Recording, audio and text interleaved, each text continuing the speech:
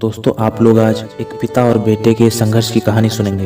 एक ऐसा पिता जिसका जीवन संघर्ष भरा रहा, एक ऐसा पिता जिसके खुद के पिता दुनिया से गुजर गए जब वो नया ही नया इस दुनिया में आया था। दोस्तों ये कहानी एक सच्ची घटना पर आधारित है। जब वो महज 7 साल का था तब उसकी माँ ने दुनिया छोड़ दी। वो 7 साल का लड़का जिसका अब इस दुनिया में कोई नहीं था, उसे ज़िंदगी कैसे जीना है कोई बताने वाला नहीं था। उसे पढ़ने लिखने की उम्र में दर दर की ठोकरें खानी पड़ी। दूसरों के हाथ पैर जोड़कर बाबूजी बाबूजी बाबू साहब कहकर वो बड़ा हुआ। दोस्तों खुशी इस बात की होती है कि वो लड़का ना तो बिगड़ैल बना, ना उसमें कोई बुरी आदत पनप पाई। शायद ये बात उसे बचपन में ही समझ में आ गई थी कि ज़िंदगी क्या है और इसे कैसे जीना है। जिनके ऊपर किसी का साथ नहीं होता उन्हें ज़िंदगी के धक्के बहुत जल्दी मजबूत बना देते हैं। आज उस लड़के के बच्चे भी हैं, घर परिवार सब है उसके पास, लेकिन उस पिता के बच्चे आज के ज़माने के हैं, वो किसी की नहीं सुनते। पिता ने अपने बच्चों को काफ़ी सख्ती से तो कभी काफ़ी नरमी से पाला। एक दिन बड़े बेटे से उस बाप की बहस हो गई किसी बात पर। बेटे ने बाप को बुरी तरह से जवाब दिया। बाप ने बेटे का ऐसा रूप देखकर खुद को काबू किया और वहाँ से चले गए। बाप को कहीं ना कहीं दिल में एक चुभन महसूस हुई कि मेरी औलाद आज इतनी बड़ी हो गई कि आज वो मुझे इस तरह से बोल रहा है, जिसे मैंने दिन रात पाल पोस कर एक पौधे की तरह संभाला।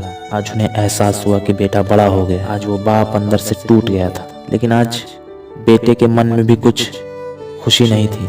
वो भी उदास था कि मैंने अपने बाप से ऐसे बात की, और उसके मन में पछतावा था, लेकिन वो माफ़ी मांगने पर कतरा रहा था। उसके पिता ने उससे क्या कहा था कि बेटा ज़िंदगी में कुछ ऐसा काम करो कि मेरा भी सर ऊंचा हो। तो क्या बुरा कहा था इस पर बेटा इतना नाराज़ हो। लेकिन बेटे को क्या, बेटे को तो दिन भर घूमना है, पार्टी करना है, ना कोई काम करना है, ना काम में हाथ बटाना है। उस पर भी बेटा बाप से लड़ बैठा। लेकिन कहीं ना कहीं उस लड़के को अपने किए पर पछतावा था।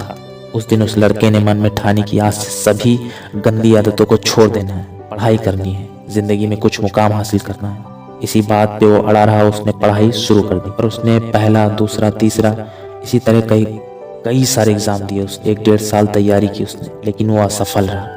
उस दिन उसे एक बात समझ में आ गई, जिंदगी में अगर कोई मुकाम हासिल करना है ना तो उसके लिए काफ़ी कठिन रास्ता चुनना पड़ेगा। कोई चीज़ अगर पाने के लिए एक रास्ता चुनना पड़ता है तो उसमें बहुत सारे पत्थर आते हैं, खुद को संभाल के चलना पड़ता है। आखिरकार उस लड़के ने हार नहीं मानी और वो इसी तरह मेहनत करता रहा, अपनी पढ़ाई करता रहा और सरकारी स्कूल में मास्टर के पद को संभाला। ये लड़का सिर्फ इतनी सी बहस से इतनी बड़ी सीख ले सकता है, वो भी आज से 23 साल पहले, जब कोई ना मोबाइल था ना कोई कंप्यूटर था। टेक्नोलॉजी का ज़माना तो था ही नहीं, बिल्कुल इतना नहीं था। तो हम आज के ज़माने में क्यों नहीं ले सकते, किसी से प्रेरणा क्यों नहीं ले सकते हम? जब हमारे सामने बहुत सारी चुनौतियां हैं तो नए रास्ते भी तो हैं। तो समय मत बर्बाद करो, कुछ तो अपनी ज़िंदगी में बदलाव लेकर आओ। आने वाले इस 2023 में आपको एक लक्ष्य लेकर चलना है कि मुझे ज़िंदगी में कुछ अचीव करना है।